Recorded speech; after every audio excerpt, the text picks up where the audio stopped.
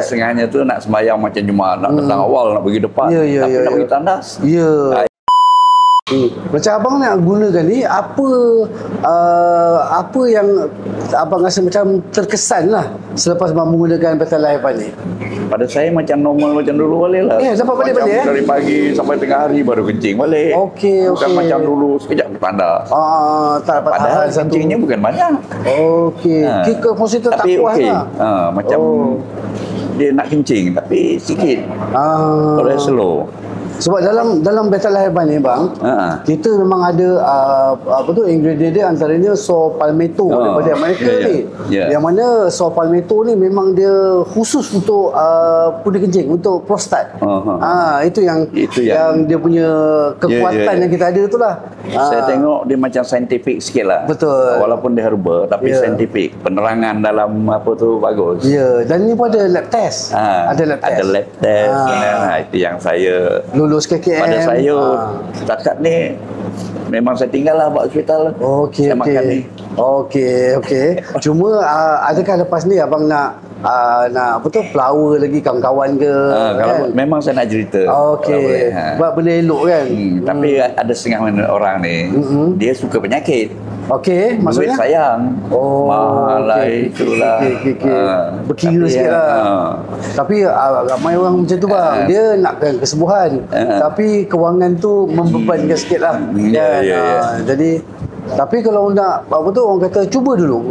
Kalau untuk kebaikan apa salahnya? Kan? Sebab ramai orang yang tak sihat ni saya tengok. Kebanyakannya dia tak suka mencuba jenis-jenis, suka bergantung hospital je. Tapi abang macam dapat result yang positif ni selang berapa lama abang rasa lah? Saya rasa dalam sebulan? Setengah bulan tu dah. Setengah bulan dah? Sebulan dah dapat dia impact dah tu? Okey lah. Dan Okay. sekarang ni saya dah amalkan, saya rasa dah berapa bulan ya. Mau 3, 4, 5 bulan lah. Tapi saya walaupun dah kurang, tapi saya terus nak amalkan. Terus maintain ya? Sebab herba ni kena amalkan. Sebab Haji orang kaya. Tak juga.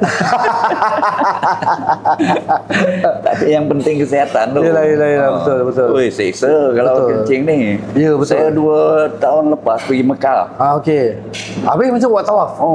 Buat tawaf. Tapi yelah sekejap cari tandas. Bila nak sembahyang tu di Mekah haji, kita tak boleh nak pergi duduk jauh. Mesti nak cari dekat tandas. Sebab tak lama mudah. Tapi kalau macam sebelum dapat ni lah. Tapi kalau macam buat tawaf, kita nak keluar pergi kencing jauh tu nak pusing. Macam tawaf tu kena lah. Kan jauh kan. Itulah masalah kalau ada kesihatan yang ada setengahnya tu nak sembahyang macam Jumaat, nak datang awal, nak pergi depan, tapi nak pergi tandas. Itu yang menyebabkan kita terganggu sikit amalan kita. Betul. Kita pun rasa tak selesa kan. Tapi sekarang ni normal lah. Tak ada apa-apa. Alhamdulillah bang, syukur. Ya Allah, syukur. Umur 71 plus. Alhamdulillah bang, betul. Rezekinya abang kesihatan macam ni kan. Mudahan lah.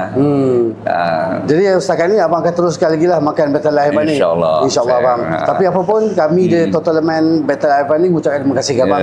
Sebab abang pengguna, orang kata pengguna setia Total Man Betalife ni. Saya pun kalau jenis macam ni, bila orang bermasalah saya akan cerita tentang juga. Sebab kita dah dapat langsung jadi nak elankan juga.